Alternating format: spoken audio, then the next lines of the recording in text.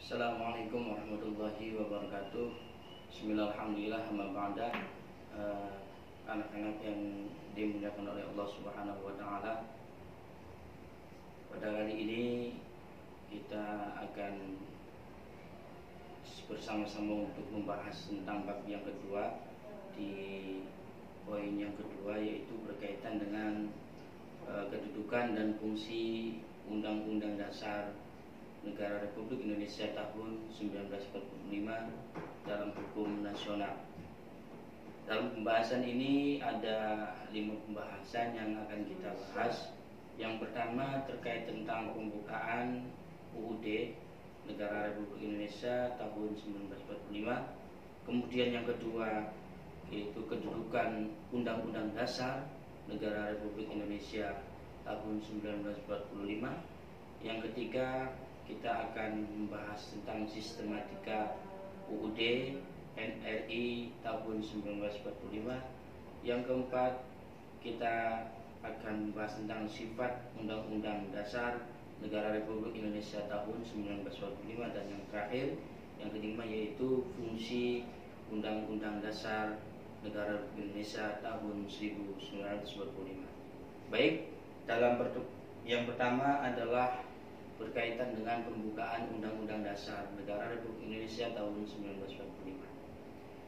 Ini adalah pembukaan UUD ini adalah merupakan sebuah norma-norma dasar yang memperkuat daya ikat pasal-pasal dalam konstitusi yang mengandung pokok-pokok pikiran yang meliputi suasana kebatinan dari Undang-Undang Dasar Negara Indonesia. Kemudian yang kedua yaitu tentang kedudukan Undang-Undang Dasar Negara Republik Indonesia tahun 1945, yaitu Undang-Undang Dasar Negara Republik Indonesia tahun 1945 ini dalam kerangka peraturan perundang-undangan di Indonesia ini menempati kedudukan tertinggi.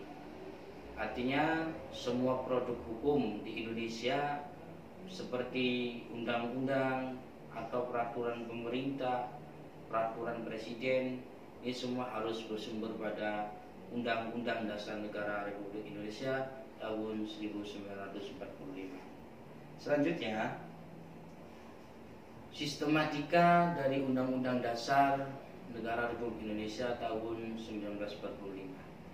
Yang pertama, bahwa di dalam pembukaan ini atau di dalam pembukaan Undang-Undang Dasar itu terdiri dari 4 alinea. Kemudian di dalam Undang-Undang Dasar ini sebelum perubahan terdiri dari 16 bab, kemudian setelah perubahan terdiri dari 21 bab.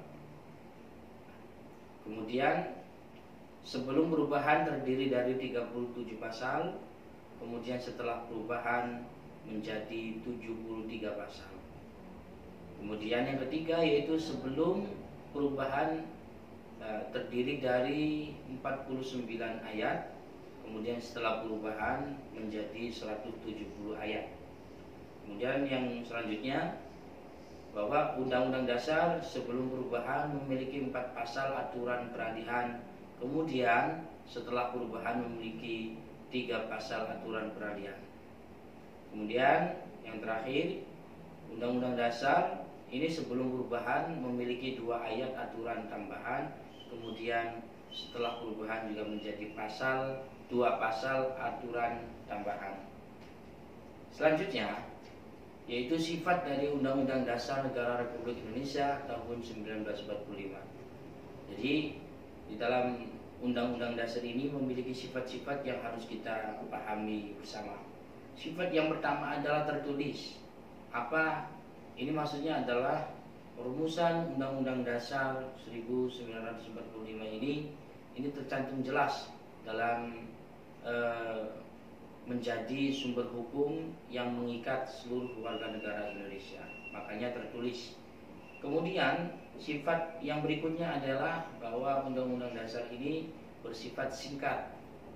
Artinya rumusan UUD ini memuat aturan-aturan pokok bagi penyelenggara negara. Kemudian sifat selanjutnya adalah supel atau bisa disebut dengan penyesuaian. Artinya bahwa Undang-Undang Dasar Negara Republik Indonesia ini disusun dengan isi, dikembangkan jika diperlukan. Artinya berkembang sesuai dengan apa yang dibutuhkan. Kemudian sifat yang selanjutnya adalah rigid. Ini adalah tidak berubah. Karena apa? Karena Undang-Undang Dasar Negara Republik Indonesia ini 1945 ini merupakan hukum tertinggi ya. Jadi tidak bisa berubah. Kalaupun berubah, memiliki proses yang sangat rumit sekali.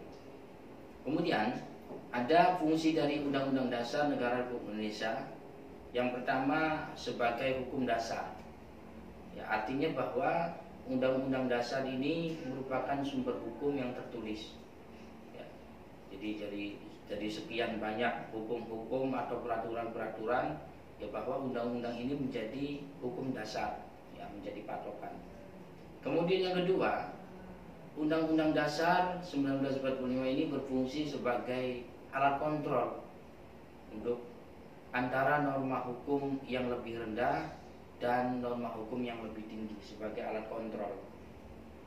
Selanjutnya, fungsi selanjutnya Undang-Undang Dasar 1945 ini sebagai pengatur tentang cara kekuasaan negara itu disusun, kemudian dibagi, dikelola dan dilaksanakan. Kemudian yang terakhir yaitu Undang-Undang Dasar Negara Republik Indonesia ini menjadi penentu hak dan kewajiban seluruh warga negara. Ya. Baik, itu materi yang bisa kita jelaskan. Semoga bisa dapat dipahami dan mudah-mudahan ada manfaatnya. Kurang lebihnya mohon maaf. Sekian dari saya. Assalamualaikum warahmatullahi wabarakatuh.